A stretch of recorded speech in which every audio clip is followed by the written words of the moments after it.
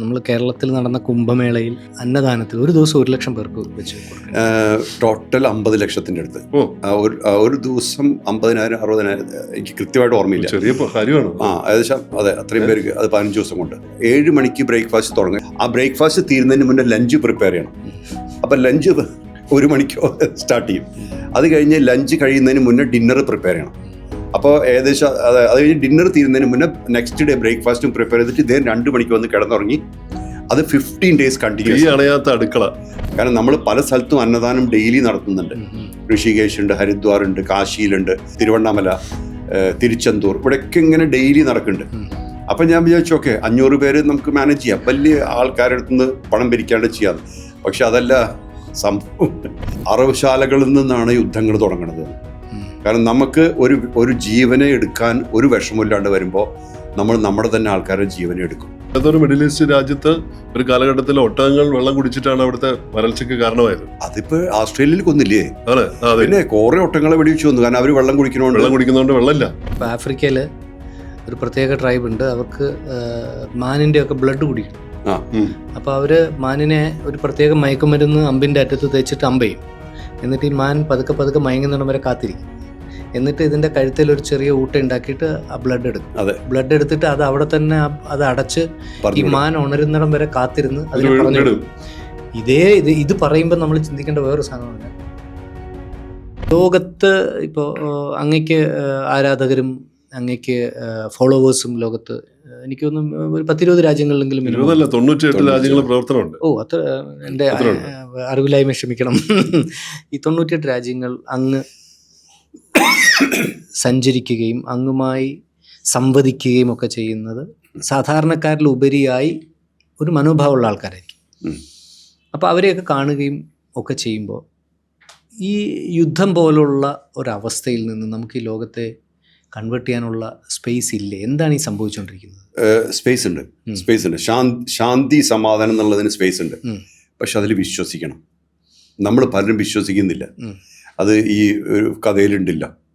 ഒരു രാജ്യത്ത് മഴയില്ലാതെ കുറേ ആൾക്കാരെ വിളിച്ചു കൊടുത്തിട്ട് ഒരു യജ്ഞം നടത്തി. അപ്പോൾ രാജാവ് ചോദിച്ചു, ഇത് ചെയ്ത മഴ വരുമെന്ന് പറഞ്ഞു. ഇന്ന ദിവസം യജ്ഞം കഴിയുമ്പോൾ മഴ പെയ്യുമെന്ന് പറഞ്ഞു. അത് കഴിഞ്ഞ് ആ ദിവസം യജ്ഞം കഴിയുമ്പോൾ എല്ലാവരും വന്നു. ആരും കുട കൊണ്ടുവന്നില്ല, ഒരു കുട്ടി ഒഴികെ. ആ ഒരു സംഭവം ലോകത്തുണ്ട്. നമ്മൾ വിശ്വസിക്കുന്നില്ല ശാന്തി ഉണ്ടാവാമെന്ന്. ഇപ്പം എനിക്ക് ബ്രിക്സ് അവാർഡ് കിട്ടിയല്ലോ, BRICS. അവിടെ ഞാൻ കൊടുത്ത സ്പീച്ചിൽ പറഞ്ഞതാണ്, ഹിപ്പോക്രസി മാറ്റണം. അതായത് ഈ പല മീറ്റിങ്സും പല കോൺഫറൻസസും എന്തിനാണ്? നമ്മൾ ഒത്തുകൂടാനും പരിചയപ്പെടാനും കാർഡ് എക്സ്ചേഞ്ച് ചെയ്യാനാണ്, അല്ലാണ്ട് ലോകത്തിനൊരു മാറ്റം വരുത്താനല്ല. അത് ഈവൻ ക്ലൈമറ്റ് ചേഞ്ചിൻ്റെ കാര്യങ്ങൾ പോലും എല്ലാവരും തീരുമാനങ്ങൾ എടുക്കും, ആരും ഇംപ്ലിമെൻ്റ് ചെയ്യില്ല. അതൊരു കാര്യം. പിന്നെ എൻ്റെ ഞാൻ എപ്പോഴും പറയാറുള്ള കാര്യമുണ്ട്, രക്തം ചിന്തരുത്. അത് ഏത് ലെവലിലാണെങ്കിലും. അതായത് യുദ്ധങ്ങളുടെ ഉറവിടം അറവുശാലകളിലാണ്.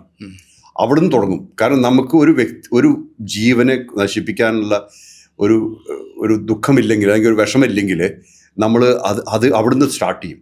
കാരണം എല്ലാവരും ജനിച്ചിരുന്ന എല്ലാവർക്കും ഫുൾ ജീവിതം ജീവിക്കാനാണ് താല്പര്യം. അവർക്ക് കംപ്ലീറ്റ് ലൈഫും നോർമൽ അർഹതയുണ്ട്, നോർമൽ ഡെത്ത്. പക്ഷെ നമ്മൾ ലോകത്ത് അങ്ങനെയാണോ? ബില്യൺസ് അല്ല എല്ലാ ദിവസവും നമ്മൾ കൊല്ലണത്. ഈ പിന്നെ കൊച്ചു കുട്ടികളല്ലേ നമ്മളിപ്പോൾ ഈ ഡെലിക്കസി ആയിട്ടൊക്കെ കഴിക്കുന്നത് കുട്ടികളാണ്, മൃഗങ്ങളുടെ. അപ്പോൾ അതിൻ്റെ ഇതൊക്കെ ഇഫക്റ്റ് ഉണ്ട്. ഇത് ഞാൻ മാത്രം പറഞ്ഞല്ല, പൈതഗോറസ് മുതൽ ആൾക്കാർ പറഞ്ഞിട്ടുണ്ട്. അങ്ങനെ ഒരുപാട് പേര്, ടോൾസ്റ്റോയ് ഒക്കെ പറഞ്ഞിട്ടുണ്ട്.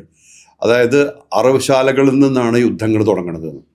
കാരണം നമുക്ക് ഒരു ജീവനെ എടുക്കാൻ ഒരു വിഷമമില്ലാണ്ട് വരുമ്പോൾ നമ്മൾ നമ്മുടെ തന്നെ ആൾക്കാരുടെ ജീവനെ എടുക്കും. അപ്പോൾ ഈ പീസ് എന്നുള്ളൊരു സംഭവം അത് ഒരു ഹാബിറ്റിനെ ബേസ്ഡ് ആണ്, ഒരു ഹാബിച്വലാണ്. അതായത് ഒരു നോൺ വെജിറ്റേറിയൻ തോട്ട് പ്രോസസ്സിനെ പറ്റിയാണല്ലോ മോൻജി ഇപ്പോൾ പറഞ്ഞത്. അതെ. ഈ മോൻജി, ഞാനൊരു കാര്യം ചോദിച്ചോട്ടെ, ഈ ലോകത്ത് ഒരു 10% ആൾക്കാരെങ്കിലും പ്യൂർലി വെജായാൽ ഒരാഴ്ച പോലും ലോകത്ത് കഴിക്കാനുള്ള ഭക്ഷണമില്ല എന്നൊരു തോട്ട് പ്രോസസ്സ് കൂടി അതിന് പാരലായിട്ടുണ്ട്. ഇത് ആലോചിച്ച് നോക്കുക. ഇപ്പോൾ നമ്മൾ ഡയറി ഫാംസിലില്ല, എത്ര ഗ്രെയിൻ ചിലവാക്കുന്നുണ്ട്, എത്ര ലിറ്റേഴ്സ് വെള്ളമുണ്ട്. അതായത് അതിൻ്റെ 1/4 ഭാഗം ഉണ്ടെങ്കിൽ മുഴുവൻ ജനതയ്ക്കും ഭക്ഷണം കൊടുക്കാം. അങ്ങനെ ചിന്തിക്കണം. അത് നമ്മൾ ഒരു ആനിമൽ, ഒരു കാളേനോ അല്ലെങ്കിൽ ഇത് തടിച്ച് കൊഴുപ്പിച്ചൊക്കെ ലെവലിലേക്ക് എത്തണമെങ്കിൽ അതിന് ഒരുപാട് മെറ്റീരിയൽ കോസ്റ്റ് ഉണ്ട്. അതിന്റെ വളരെ കുറച്ചേ വേണ്ടൂ ഒരു ഫാമിലിക്ക് ഭക്ഷണം കഴിക്കാൻ. ഞാനത് ഏതൊരു മിഡിൽ ഈസ്റ്റ് രാജ്യത്ത് ഒരു കാലഘട്ടത്തിൽ ഒട്ടകങ്ങൾ വെള്ളം കുടിച്ചിട്ടാണ് അവിടുത്തെ വരൾച്ചയ്ക്ക് കാരണമായത്. അതിപ്പോ ഓസ്ട്രേലിയയിൽ കൊന്നില്ലേ? അതെ, പിന്നെ കുറെ ഒട്ടകങ്ങളെ വെടിവെച്ച് വന്നു. കാരണം അവർ വെള്ളം കുടിക്കുന്നതുകൊണ്ട് വെള്ളമില്ല. അതെ, വെള്ള ഷോർട്ടേജിന്റെ കാരണമാണ്. അപ്പൊ ഇതെന്താ അറിയോ, ഈ നേച്ചറിനൊരു ബാലൻസ് ഉണ്ട്. ഇപ്പോ ഇതിലൊരു അധർമ്മ ലെവലുണ്ട്. അധർമ്മം ഞാൻ പറഞ്ഞു വെച്ചാൽ നമ്മൾ അതിന് ഒരിക്കലും ഒരു മനസ്സിന് ശാന്തി കൊടുക്കണില്ല. ഒരു പിഗ് എടുത്താൽ, പിഗ് ആണെങ്കിലും കൗ ആണെങ്കിലും അല്ലെങ്കിൽ ഷീപ്പ് ആണെങ്കിലും എപ്പോഴും ആ ഒരു സോഡ് തലയിൽ നിൽക്കുന്നുണ്ട്, എപ്പോൾ വേണമെങ്കിലും മരണപ്പെടാമെന്ന്. അപ്പം നമ്മളുമായിട്ടുള്ള കണക്ഷൻ ഇല്ല. ആക്ച്വലി എല്ലാ കാര്യങ്ങളും എനർജി എക്സ്ചേഞ്ച് ചെയ്യുന്നുണ്ട് നമ്മുടെ ഇതിനകത്ത്. ഇപ്പം ചെടികളും മരങ്ങളും പക്ഷികളും മൃഗങ്ങളും ഒക്കെ ഒരു എനർജി എക്സ്ചേഞ്ച് ചെയ്യുന്നുണ്ട്. നമ്മളൊരു വ്യക്തി ഇതിൽ നിന്നൊന്നും ഐസൊലേറ്റഡ് അല്ല. നമുക്കിവിടെ വളരെ കുറച്ച് ലൈഫേ ഉള്ളൂ. 30,000 ദിവസം കൂട്ടിക്കോളും. 30,000 35,000 ആയാലും വിരോധമില്ല. അത്രേ ഉള്ളൂ ലൈഫ് ഇവിടെ ഒരു ശരീരത്തിൽ. അതിനെ നമുക്കൊരു ശാശ്വതമായിട്ടൊന്നും ഒരേ ലെവലിൽ നിൽക്കാനും പറ്റില്ല. ഇപ്പം ചെറിയ പ്രായത്തിൽ നിന്ന് നമ്മൾ യൂത്ത് നിന്ന് അഡൽട്ട് അങ്ങനെ വന്നിട്ട് ഓൾഡ് ഏജും അങ്ങനെ പോവും. അപ്പോൾ ഒരിക്കലും നമ്മളൊരു സ്റ്റേബിൾ ലെവലിൽ നിൽക്കുന്നില്ല. അപ്പോൾ ആ സ്റ്റേബിൾ ലെവലിൽ നിൽക്കണമെങ്കിൽ നമുക്ക് കുറച്ചുകൂടെ ഈ നേച്ചറായിട്ട് താതാത്മ്യം വേണം. അതിപ്പോൾ നോക്കൂ, ഇപ്പം ഞാൻ ഈ ട്രൈബൽ അലയൻസിൻ്റെ ഇതിൽ ഒരുപാട് ആദിവാസികളായിട്ട് കമ്മ്യൂണിക്കേറ്റ് ഉണ്ട്. അവർ മീറ്റ് ഈറ്റേഴ്സാണ്. പക്ഷെ അവർ ഈ ഹണ്ട് ചെയ്യുന്ന അനിമൽസിന് എസ്കേപ്പ് ചെയ്യാനുള്ള ഫ്രീഡം കൊടുക്കുന്നുണ്ട്. അത് നേച്ചർ കൊടുക്കുന്ന ഫ്രീഡമാണ്. അതായത് ഇപ്പോൾ ഒരു സിംഹം വിശക്കുണ്ട് വിചാരിക്കും, ഒരു മാനിന് അറിയാതെ പിടിക്കുന്നു. പക്ഷെ അത് നേച്ചറിന്റെ ലോ ആണ്. ആ സിംഹം 10 മാനിനെ കൊണ്ട് കൊല്ലില്ല, ഒരെണ്ണത്തിനെ കൊല്ലും. അത് എല്ലാവരും ഷെയർ ചെയ്ത് കഴിക്കും. പിന്നെ ഒരാഴ്ച 10 ദിവസം ഒന്നും കഴിക്കില്ല. ഫ്രിഡ്ജില്ല അവർക്ക്, സ്റ്റോർ ചെയ്യുന്നില്ല. അപ്പൊ ഇതേപോലത്തെ ഇപ്പം ഈ പിന്നെ കൺസംഷന്റെ കാര്യം പറയുകയാണെങ്കിൽ ജസ്റ്റിഫൈഡ് കൺസംഷൻ ഈസ് ഓക്കെ. ഇപ്പൊ ഈ ഡെസേർട്ടിലുള്ള ആൾക്കാർ അല്ല, മറ്റേ ഈ ഡെസേർട്ടിലും ഇവിടെയുള്ളവർ ഈ ജീവിക്കുന്ന ആൾക്കാർ, അവരുടെയൊക്കെ മെത്തേഡ്സ് വ്യത്യാസമുണ്ട്. പക്ഷെ എങ്കിലും അവർക്ക് ആ ഒരു നേച്ചറായിട്ടുള്ള താതാത്മ്യമുണ്ട്. ഇപ്പൊ ഈ പിന്നെ ആദിവാസികൾ, ഞാൻ ഇപ്പം അസംബിൾ ചെയ്തവരൊക്കെ പല രാജ്യക്കാരാണ്. ആമസോൺ ഫോറസ്റ്റിലുള്ളവരുണ്ട്, നോർവേ, സ്വീഡൻ, റഷ്യ, സാമി ട്രൈബ്സ്, ഇവരൊക്കെ ഉണ്ട്. ഇവരെല്ലാവരും മീറ്റ് ഈറ്റേഴ്സാണ്. പക്ഷെ അവർ ഹണ്ട് ചെയ്യുന്ന, എന്നിട്ട് എന്നോട് സാമി ട്രൈബിൻ്റെ എല്ലർ എന്നോട് പറഞ്ഞു, ഒരു റെയിൻഡിയറിനെ കൊന്നു എല്ലാ ഗ്രാമക്കാരും വീതിച്ചെടുക്കും. എന്നിട്ട് അതിൻ്റെ ഈ കഴിക്കാൻ പറ്റാത്ത കാര്യങ്ങൾ പ്രോപ്പർ റിച്വൽ വെച്ച് മറവ് ചെയ്യുന്നു. ആ റെസ്പെക്റ്റ് ഉണ്ട്. നമ്മുടെ ഇവിടുത്തെ പോലെയല്ല just ordering the food and eating. അത് നോക്കൂ, അതിൽ വ്യത്യാസമുണ്ട്. അതായത് ഞാൻ ഈ കൾച്ചറിന് ഒരിക്കലും അഗൻസ്റ്റ് അല്ല. അത് ഓരോരുത്തർക്കും അവരവരുടെ കൾച്ചർ ഉണ്ട്. ആ കൾച്ചർ അവരുടെ നട്ടെല്ലാണ്, അതിലൊന്നും നമുക്ക് പറയാൻ പറ്റില്ല. പക്ഷേ ഈ കംപ്ലീറ്റ് ഫ്രീഡം ഡിനൈ ചെയ്യുക, പിന്നെ മദറിനെയും അമ്മയും കുട്ടിയും സെപ്പറേറ്റ് ചെയ്യുക, ഈ ലെവലിലൊക്കെ വരുമ്പോൾ ആ എനർജിയും അത് നമ്മളെ തന്നെ ബാധിക്കുന്നു. നമ്മുടെ മനസ്സിനെ മുരടിപ്പിക്കുന്നുണ്ട്, നമ്മുടെ കോൺഷ്യൻസ് മനസ്സാക്ഷിയെ കെടുത്തുന്നുണ്ട്. ഇത് പറയുമ്പോൾ ഓർമ്മ വരുന്നത്, ഇപ്പോൾ ആഫ്രിക്കയിൽ ഒരു പ്രത്യേക ട്രൈബ് ഉണ്ട്. അവർക്ക് മാനിൻ്റെ ഒക്കെ ബ്ലഡ് കുടിക്കണം. അപ്പോൾ അവർ മാനിനെ ഒരു പ്രത്യേക മയക്കുമരുന്ന് അമ്പിൻ്റെ അറ്റത്ത് തേച്ചിട്ട് അമ്പയും. എന്നിട്ട് ഈ മാൻ പതുക്കെ പതുക്കെ മയങ്ങുന്നിടം വരെ കാത്തിരിക്കും. എന്നിട്ട് ഇതിൻ്റെ കഴുത്തിൽ ഒരു ചെറിയ ഊട്ട ഉണ്ടാക്കിയിട്ട് ആ ബ്ലഡ് എടുക്കും. ബ്ലഡ് എടുത്തിട്ട് അത് അവിടെ തന്നെ അത് അടച്ച് ഈ മാൻ ഉണരുന്നിടം വരെ കാത്തിരുന്ന് അതിനെ പറഞ്ഞു. ഇത് പറയുമ്പോൾ നമ്മൾ ചിന്തിക്കേണ്ട വേറൊരു സാധനം പറഞ്ഞാൽ, സന്തോഷത്തിനൊരു വേട്ടയ്ക്ക് പോകുന്ന ആൾക്കാരുണ്ട്. വേട്ടപ്പട്ടികളുമായി വേട്ടപ്പട്ടികളുമായി കാട്ടിലേക്ക് പോവുകയും പട്ടികളെ അയച്ചു വിടുമ്പോൾ അതിനകത്തുനിന്ന് മൃഗങ്ങൾ ഇറങ്ങി ഓടുമ്പോൾ അതിനെല്ലാം വെടിവെച്ച് അതിൽ ഒരെണ്ണത്തെ തിന്നാൻ ഉപയോഗിക്കുമെന്ന് പോലും ഇല്ല. ഇതിനെല്ലാം ചേർത്ത് വെച്ച് ഫോട്ടോ എടുത്ത് രണ്ട് വേട്ടയിൽ പോലുമുള്ള 2 പാറ്റേൺസ് ആണ്. അതെ, ഈ ട്രോഫി ഹണ്ടിങ് അതായത് സ്പോർട്ട് കാറ്റഗറിയിൽ വരുന്നതേ പ്രഹസനമാണ്. സ്പോർട്ടല്ലേ ഇത് ഈ ഹണ്ടിങ് ഒരു സ്പോർട്ടായിട്ടാണ് വരുന്നത്. ഒരിക്കലും അടുത്ത ആള് കളിക്കണില്ലല്ലോ, ഏത് അപ്പുറത്തെ സൈഡിലുള്ള ആൾ കളിക്കുന്നില്ല, രക്ഷപ്പെടാൻ ശ്രമിക്കുകയാണ്. പിന്നെ എല്ലാ ഫെസിലിറ്റിയും ഫാക്കൽറ്റിയും വെച്ചിട്ടാണ് അവർ ഹണ്ട് ചെയ്യണത്. ഈ ഇക്കോസിസ്റ്റം മാനേജ് ചെയ്യുന്നതിനെ കുറിച്ച് ഞാനിപ്പോൾ ഈ കഴിഞ്ഞ ദിവസം എൻ്റെ ഒരു ഫ്രണ്ട് ഒരു കാര്യം പറഞ്ഞു. അയാളൊരു കാട് നിറഞ്ഞ ഒരു പ്രദേശത്ത് ഒരു സ്ഥലം വാങ്ങിച്ചതാണ്. ആ സ്ഥലത്തിൻ്റെ നടുവിൽ ഒരു ചെറിയ കാവുണ്ട്. ഒരു കാവ് നേരത്തെ പണ്ടെങ്ങാണ്ട് ഉണ്ടായിരുന്ന, അത് ട്രൈബ്സാരോ ഉണ്ടായിരുന്ന കാവാണ്. ആ കാവ് പുള്ളി പോയിട്ട് ഒന്ന് ശരിയാക്കി അവിടെ ഒരു ചെറിയൊരു കൺസ്ട്രക്ഷൻ നടത്തി ഒന്ന് വലുതാക്കിയതിന്റെ പിറ്റേ ദിവസം അത് പൂജയൊക്കെ കഴിഞ്ഞതിന്റെ പിറ്റേ ദിവസം ഒരു ആന വന്നിട്ട് കംപ്ലീറ്റ് തകർത്തിട്ട് അങ്ങ് പോയി. അപ്പൊ അവിടെ എന്തോ പ്രശ്നമുണ്ട് എന്നൊക്കെ പറഞ്ഞിട്ട് വേറെ വഴിക്കൊക്കെ ആലോചിച്ചു. അപ്പൊ ആലോചിച്ച് കഴിഞ്ഞിട്ട് പിന്നെ അയാൾ ചിന്തിച്ചത് എങ്ങനെയാന്ന് വെച്ചിട്ടുണ്ടെങ്കിൽ ആ ആനയുടെ ഒരു പക്ഷേ അതിന് സൈഡിൽ കൂടെ ഒരു വഴിത്താര ഉണ്ടായിരിക്കാം, അവന്റെ അതിന് പ്രതിബന്ധമായിട്ട് അത് വെച്ചിരിക്കുക. ആ സിസ്റ്റം മാറ്റി, ആ സിസ്റ്റം എൻക്രോച്ച് ചെയ്ത പോലെ അവന് ഫീൽ ചെയ്തിട്ടുണ്ടാവാം അല്ലേ? കൊറിഡോർ വേറെ ഒന്നും ചെയ്തില്ല, അത്രേ, അത് മാത്രം തകർത്തിട്ട് പോയി. അപ്പൊ എന്താ റീസൺ? അത് ആലോചിച്ചു. അതെ. അല്ല, ഒന്ന് കാര്യമുണ്ട്. പിന്നെ ചില ഡയറ്റീസ് ഉണ്ടല്ലോ, വെളിച്ചം വേണം, വെള്ളം വേണം. അത് കൂര വന്നു കഴിഞ്ഞാൽ അത് പൊളിച്ചോളെ. അതായത് ചില ഡയറ്റീസിന് അങ്ങനെ. ഇപ്പൊ ദത്താത്രേയ മഹർഷിയുടെ പറയുന്ന ചില ഈസ് നേച്ചർ. അദ്ദേഹത്തിനോട് ചോദിച്ചു, who are you? I am just A worshipper of nature. ഞാൻ ഒരു പ്രകൃതിയുടെ ഉപാസകനാന്നാ പറഞ്ഞു. അതേ ഒരു മഹർഷിയാണ്, വലിയ ഒന്നും പറഞ്ഞില്ല. ഞാനൊരു പ്രകൃതിയുടെ ഉപാസകനാണ്. അപ്പൊ അങ്ങ് എവിടെ കാണാൻ പറ്റും? പ്രകൃതിയിലേക്ക് നോക്കൂ, അതൊക്കെ ഞാൻ തന്നെയാണ്. അതാ പറഞ്ഞത്. അപ്പൊ ഇവരൊന്നും അവർക്ക് ആ പ്രകൃതി വിട്ടിട്ടുള്ള ഒരു കളിയുമില്ല. എനിക്കെപ്പോഴും തോന്നുന്നുണ്ട്, മോഹൻജി എപ്പോഴും പറയാറുള്ള കാര്യമാണ്, ഞാനൊരു സാധാരണക്കാരനാണ്, എപ്പോൾ വിളിച്ചാലും ഒരിക്കൽ പരിചയപ്പെട്ടാൽ മോഹൻജി വിളിച്ചാൽ ആര് വിളിച്ചാലും ഉടനെ പേര് വിളിച്ചിട്ടാണ്, ആ നമ്പർ സേവ് ചെയ്തിട്ടുണ്ടാവും. ഒരു കാര്യം, അങ്ങനെ നമ്മൾ ആരും ഒരു പ്രത്യേകതയൊന്നുമില്ല. അതൊക്കെ അട്രിബ്യൂട്ട് ചെയ്യുന്ന കാര്യങ്ങളാണ്. മറ്റുള്ളവർക്ക് ഫീൽ ചെയ്യുന്ന, മറ്റുള്ളവർക്ക് തോന്നുന്നത്. ഇപ്പം നമ്മൾ ചെയ്യുന്ന പ്രവൃത്തികൾ ഉദ്ദേശിച്ചുമായിരിക്കും അത്, അല്ലെങ്കിൽ നമ്മൾ നേടിയ കാര്യങ്ങളോ അവാർഡോ എന്തെങ്കിലുമൊക്കെ ഉണ്ടാവും. പക്ഷെ നമ്മൾ ബേസിക്കലി എന്തെന്നാണ്, കുറച്ച് കഴിഞ്ഞാൽ മരിച്ചു പോകുന്ന ഒരു മനുഷ്യജീവി, അത്രയേ ഉള്ളൂ. അതിൻ്റെ മുകളിലൊക്കെ നമ്മൾ ചിന്തിക്കുന്നതേ ശരിയില്ല എന്ന് എനിക്ക് തോന്നാറ്. നമ്മൾ ഇത് വലിയതൊക്കെ വിചാരിക്കും, അതേപോലെ വീഴ്ചയുണ്ടാവുമല്ലോ. ഒരുപാട് നമ്മൾക്ക് വലിപ്പമുണ്ടെന്നൊക്കെ തോന്നിക്കഴിഞ്ഞാൽ അത് നമുക്ക് ബേർഡനാണ്.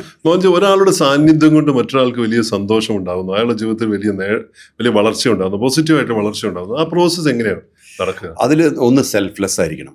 ഇപ്പം ഞാൻ എപ്പോഴും ചിന്തിക്കാറ്, എന്നെ കാണാൻ വരുന്ന ആൾക്കാർക്കൊക്കെ നന്മ ഉണ്ടാവണമെന്ന്. അല്ലാണ്ട് അവരുടെ അടുത്ത് എന്തെങ്കിലും ഞാൻ ചോദിക്കാറില്ല. ഇതുവരെ അറിയാലോ റോബിൻജിക്ക്, നമ്മൾ ആരെയും വിളിച്ച് പൈസ ചോദിക്കാറില്ല, ഒന്നും ചെയ്യാറില്ല. ലോകത്ത് എൻ്റെ എല്ലാം നടക്കുന്നത് വോളണ്ടറി കോൺട്രിബ്യൂഷൻസിലാണ്. അതെങ്ങനെയാണെന്ന് വെച്ചാൽ അത് 2003 മുതൽ അങ്ങനെയാണ്. അതായത് നമ്മളൊരു ഇന്നത് ചെയ്യാൻ പോകണമെന്ന് നാട്ടുകാരെ അറിയിക്കും, ഞാൻ ഇന്നതാണ് ചെയ്യാൻ പോണേ, ഇതാണ് നടക്കാൻ പോണേ. അപ്പോൾ അതിലേക്ക് താല്പര്യമുള്ളവർ വന്നിട്ട് അത് കോൺട്രിബ്യൂട്ട് ചെയ്യും. ചിലപ്പോൾ ഫിസിക്കലി, ചിലപ്പം മെറ്റീരിയലി, ചിലപ്പോൾ ഫിനാൻഷ്യലി കോൺട്രിബ്യൂട്ട് ചെയ്യും. അങ്ങനെ അത് നടക്കും. അപ്പോൾ ആ കിട്ടുന്നതിനനുസരിച്ച് ഞാൻ ചെയ്യുള്ളൂ. അപ്പോൾ എന്താ വെച്ചാൽ ഇതിൽ ആർക്കും സ്ട്രെസ് ഇല്ല, ഒരാൾക്കും ഒബ്ലിഗേഷൻ ഇല്ല. മാത്രമല്ല ഇതിൻ്റെ ഒരു കൂട്ടായ്മയ്ക്ക് അതിൻ്റെതായിട്ടുള്ള ശക്തിയുണ്ട്. ഒന്നൊരു കാര്യം. പിന്നെ രണ്ടാമത്തെ കാര്യം, നമ്മളെപ്പോഴും ഒരു 80% കോണ്ടാക്ട് എടുത്താൽ അതിലൊരു എന്തെങ്കിലും ആവശ്യം ഉണ്ടാവും. ഒരു ആവശ്യത്തിന് വേണ്ടിയിട്ട് അങ്ങനെ ചെയ്യരുത്. നമ്മൾ കണ്ടുമുട്ടുമ്പോഴുള്ള സന്തോഷം ഉണ്ടല്ലോ, അത് തന്നെയാണ് ഒരു മീറ്റിങ്ങിൻ്റെ പ്രസക്തി. അല്ലാണ്ട് എനിക്ക് എന്ത് കിട്ടുമെന്ന് വിചാരിച്ചൊരു ഇതായി കഴിഞ്ഞാൽ അത് അത്ര സങ്കുചിതമായി പോയി നമ്മുടെ കണക്ഷനെ. അത് നിലനിൽക്കില്ല കുറേ കാലത്തേക്ക്. മോഹൻജി പൊതുവായിട്ട് ചെയ്യുന്ന കാര്യം, ഒരാളെ കണ്ടു കഴിഞ്ഞാൽ അയാൾ എന്തെങ്കിലും ഒരു കാര്യം ആവശ്യപ്പെട്ടാൽ ഉടനെ തന്നെ നോക്കൂ റോബിൻ, അല്ലെങ്കിൽ ഒരാളോട് വിളിച്ചിട്ട് അയാൾക്ക് ഇങ്ങനെ ഒരു കാര്യം ചെയ്യാനുണ്ട്, അപ്പൊ ഒന്ന് പോയിട്ട് അത് ഇങ്ങനെ ചെയ്യണം, അല്ലെ ഒന്ന് സഹായിക്കണം, അതിന് മോഹൻജി ഇനിഷ്യേറ്റീവ് എടുക്കാറുണ്ട്. അത് കൂടുതലാണ് മോഹൻജിയുടെ കാര്യത്തിലൊക്കെ കൂടുതൽ.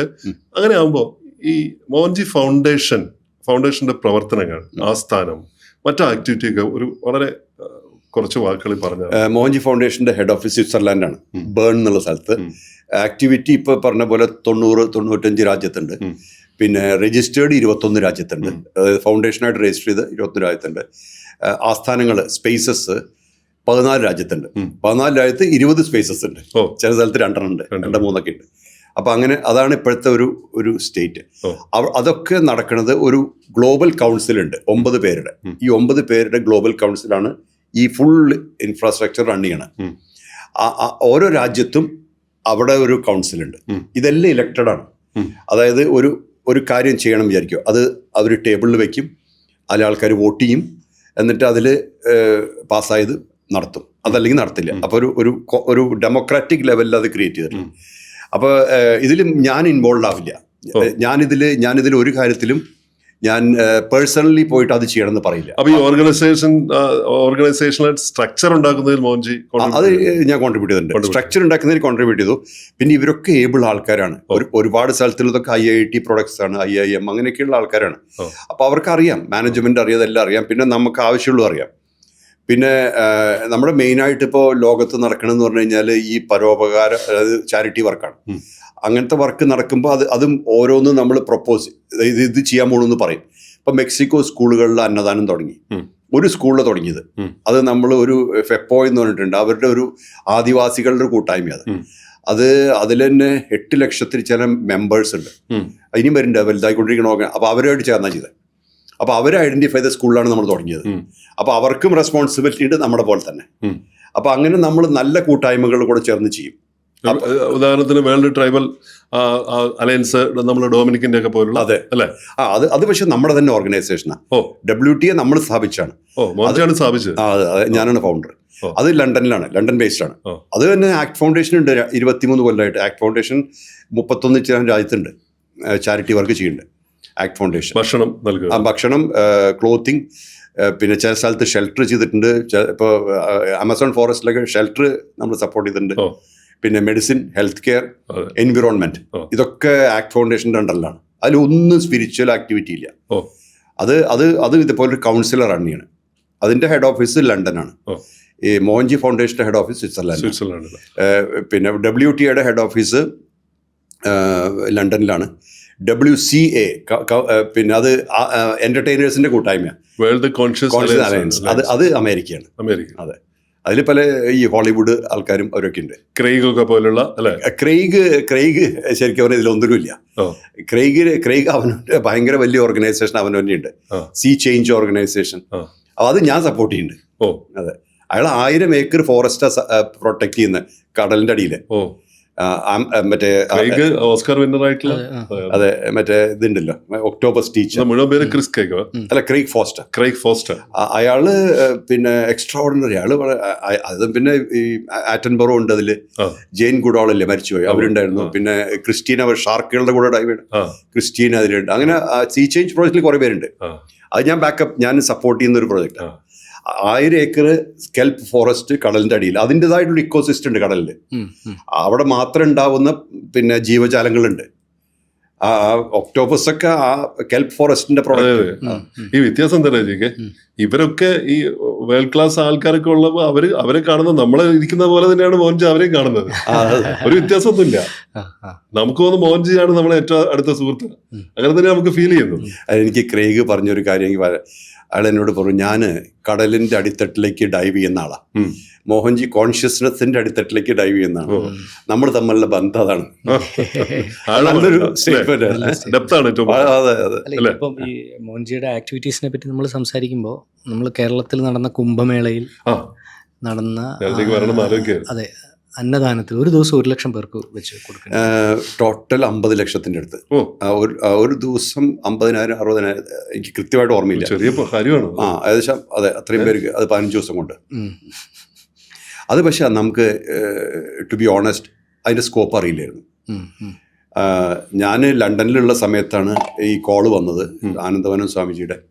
അദ്ദേഹം പറഞ്ഞത് ഒരു 500 പേർക്ക് അല്ലെങ്കിൽ മാക്സിമം ഒരു 1000 പേര് ദിവസം ഭക്ഷണം കൊടുക്കണം, അത് നമുക്ക് ചെയ്യാമെന്ന് പറഞ്ഞു. അത് കഴിഞ്ഞ് അത് എസ്കലേറ്റ് ചെയ്ത് വന്നു. ഡെയിലി ആൾക്കാർ കൂടി. അത് ശരിക്കും പറഞ്ഞാൽ ഈ പഴയടം മോഹനൻ നമ്പൂതിരിപ്പാടുണ്ടല്ലോ, അദ്ദേഹത്തിൻ്റെ കാരണം കൊണ്ട് മാത്രമേ നടന്നത്. കാരണം എന്ന് വെച്ചാൽ യൂട്ടൻസിൽസ് മാറ്റണം, പർച്ചേസ് എല്ലാം എല്ലാ ദിവസവും കൂടിക്കൊണ്ട് വരികയാണ്. അതൊന്നും ഇപ്പോൾ ആർക്ക് കേറ്ററിംഗ് കൊടുത്താലും അവർക്ക് അത് മാനേജ് ചെയ്യാൻ പറ്റുന്ന എനിക്ക് ഉറപ്പില്ല. ഇപ്പോൾ അതൊരു നൈറ്റ് മെയർ ആണ്. കാരണം നമ്മൾ തീരുമാനിച്ചു ആരും വിശന്നിട്ട് വീട്ടിൽ പോലെ. അത് എത്തിക്കണമെങ്കിൽ ഒരു പണിയുണ്ടല്ലോ. ഒന്ന് ഫിനാൻസ്, നമ്മൾ ഇത്രയൊന്നും ഫിനാൻസ് എക്സ്പെക്ട് ചെയ്തിട്ടില്ല. ഞാൻ എല്ലാവരെയും വിളിച്ചു പറഞ്ഞു, ലോകത്ത് നിങ്ങളൊക്കെ സപ്പോർട്ട് ചെയ്യണ ഒരു കുരിശ് കയ്യിലുണ്ട്. അതായത് ഭയങ്കര ഒരു പെട്ടെന്നൊരു ഉത്തരവാദിത്വം. അതൊന്നും അറിയില്ല. അല്ല, ഇനി പൈസ ഉണ്ടായാൽ തന്നെ ഇത് എക്സിക്യൂട്ട് ചെയ്യാൻ പറ്റും. അതിന് പറ്റിയിട്ടുള്ള കേറ്ററേഴ്സ് വേണം. ഇത് ഒരു ദൈവനിശ്ചയം പോലെയാണത്. കാരണം ഈ പഴയടത്തിനോട് പറഞ്ഞ 500 പേർക്ക് അത് നോ പ്രോബ്ലം. അദ്ദേഹത്തിന് കുറേ ടീമുകളുണ്ട്, അതിലൊരു ടീമിനെ അപ്പോയിന്റ് ചെയ്യാന്ന് പറഞ്ഞു. അത് കഴിഞ്ഞ് ഇതിന്റെ സ്കോപ്പ് മാറിയപ്പോൾ അദ്ദേഹം തന്നെ വന്ന് അവിടെ താമസിച്ചു. അപ്പോൾ ഞാൻ വളരെ കുറച്ച് ദിവസം ഉണ്ടായിട്ടുള്ളൂ. 15 ദിവസത്തിൽ ഒരു 3 ദിവസത്തെ ഞാൻ ഉണ്ടായിട്ടുള്ളൂ അവിടെ. അപ്പോൾ എന്നോട് പറഞ്ഞത്, നമ്മുടെ കൂട്ടുകാർ അവിടെയുള്ളവർ പറഞ്ഞത്, ഈ പഴയടം കിടന്നുറങ്ങാൻ വരുന്ന 2 മണിക്കാണ് രാത്രി. അതായത് ബ്രേക്ക്ഫാസ്റ്റ് പ്രിപ്പയർ ചെയ്തതിന് ശേഷം വരിക. എന്നിട്ട് 7 മണിക്ക് ബ്രേക്ക്ഫാസ്റ്റ് തുടങ്ങും. 6 മണിക്ക് ഇയാൾ ഇദ്ദേഹം എൻറ്റ് പോവും. എന്നിട്ട് അവിടുന്ന് ഈ ബ്രേക്ക്ഫാസ്റ്റ് സ്റ്റാർട്ട് ചെയ്യും. ആ ബ്രേക്ക്ഫാസ്റ്റ് തീരുന്നതിന് മുന്നേ ലഞ്ച് പ്രിപ്പയർ ചെയ്യണം. അപ്പം ലഞ്ച് 1 മണിക്ക് സ്റ്റാർട്ട് ചെയ്യും. അത് കഴിഞ്ഞ് ലഞ്ച് കഴിയുന്നതിന് മുന്നേ ഡിന്നർ പ്രിപ്പയർ ചെയ്യണം. അപ്പോൾ ഏകദേശം അത് കഴിഞ്ഞ് ഡിന്നർ തീരുന്നതിന് മുന്നേ നെക്സ്റ്റ് ഡേ ബ്രേക്ക്ഫാസ്റ്റും പ്രിപ്പയർ ചെയ്തിട്ട് ഇദ്ദേഹം 2 മണിക്ക് വന്ന് കിടന്നുറങ്ങി. അത് 15 days കണ്ടിന്യൂസ്. തീ അണയാത്ത അടുക്കള. അതെ, തീ അണയാത്ത അടുക്കള. അതെ, അല്ല, just imagine the logistics. It's not easy. അതെ, നമുക്കിതൊക്കെ പറയാൻ എളുപ്പമാണ്, പക്ഷെ അത് ചെയ്യാൻ വളരെ ശരിക്കും ഒരു ആത്മീയ ശക്തി ഉണ്ട് അല്ലേ? അതൊരു ഗ്രേസ് തന്നെയാണ്. അല്ലെങ്കിൽ നമ്മളിപ്പോ ഞാൻ വിചാരിച്ച നടക്കും തോന്നണ്ട, ഒറ്റയ്ക്ക് നടക്കില്ല അത്. കുംഭമേള നടക്കുമ്പോഴും അവിടെയും ഉണ്ടായിരുന്നു അല്ലേ? ഞാനൊരു 3 ദിവസം 4 ദിവസം ഉണ്ടായിട്ടുള്ളൂ. ഇവിടെയല്ല, അവിടെ ഞാൻ 1.5 മാസം നമ്മളുണ്ടായിരുന്നു. അത് പക്ഷെ ഒരു മാസീവ് ഇതല്ലേ, 60 കോടിയോ എത്രയോ ആൾക്കാരെ. അതിന്റെ സ്കോപ്പ് വളരെ വ്യത്യാസം ഉണ്ടായിരുന്നു അവിടെ. പക്ഷെ നമ്മുടെ സ്പേസിൽ അവർ 1 ഏക്കർ സ്ഥലം തന്നു നമുക്ക്. അത് ഫ്രീ ആയിട്ട് ഗവൺമെന്റ് തന്ന. ഇവിടുന്ന് മലയാളികളെ മിക്കവാറും എല്ലാം സാധാരണ ആൾക്കാർ മുതൽ അസാധാരണക്കാർ വരെ മോഹൻജി അവിടെ ഉണ്ടെന്ന് പറഞ്ഞിട്ടാണ് പോയത്. അവിടെ ഒരുപാട് അതിൽ മലയാളികളുടെ പ്രസൻസ് ഞാനുണ്ടായിരുന്നു. എനിക്ക് വേണ്ടത് മലയാളികൾ ചില ആശ്രമം പ്രസൻസ് ഉള്ളത് ഞാനുണ്ടായിരുന്നു, ശ്രീയം ഉണ്ടായിരുന്നു, ആനന്ദവന സ്വാമി ഉണ്ടായിരുന്നു. അങ്ങനെ മലയാളികളുടെ കുറച്ച് പേരുണ്ട്. അപ്പോൾ അവിടുത്തെ പക്ഷേ ഈ മണൽ തട്ടിലാണ് വെച്ചാൽ നദിയുടെ തട്ടിലാണ് ഈ സ്പേസേ. കാരണം നദി താഴ്ത്തു പോയിട്ട് കിട്ടുന്ന ക്ലിയറിങ്ങിലാണ് നമ്മുടെ 1 ഏക്കർ സ്ഥലം തന്നു. ആ സ്ഥലത്ത് നമ്മുടെ മോഹൻജി വില്ലേജ് ഉണ്ടാക്കി. അവിടെ എല്ലാ ദിവസവും 3000-4000 പേർക്ക് ഫ്രീ ഭക്ഷണം കൊടുത്തിരുന്നു. അതെ, അപ്പോൾ അത് നന്നായി നടന്നു. അത് എത്രയോ ലക്ഷങ്ങൾ ആൾക്കാർ കഴിച്ചു പോയി. പക്ഷെ അത് കഴിക്കുന്ന പോലീസുകാർ, ഈ വോളണ്ടിയേഴ്സ്, അങ്ങനത്തെ ആൾക്കാരൊക്കെയാണ്.